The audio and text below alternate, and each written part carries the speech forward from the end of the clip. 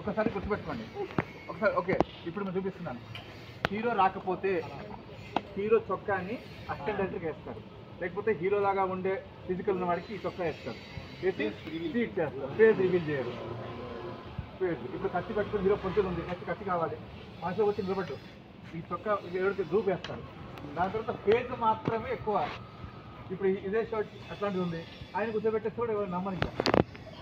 Sheeting shorts ఇవన్నీ చాలా important. Okay, ఒకసారి ఫస్ట్ కొంచెం కొంచెం ఫస్ట్ ఓవర్ రివర్స్ షార్ట్ కొడదాం. ఓవర్ షోల్డర్ కొంచెం కొంచెం కొంచెం ఇటు పట్టుకుందాం. ఇంకా ఇంకా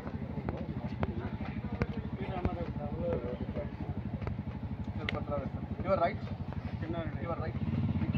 అంటే కొంచెం మన భుజం తీసుకొని షార్ట్ భుజం మనోడు భుజం దాంట్లో చాలు. ఇప్పుడు కొంచెం సరే అర్థమైపోతుంది.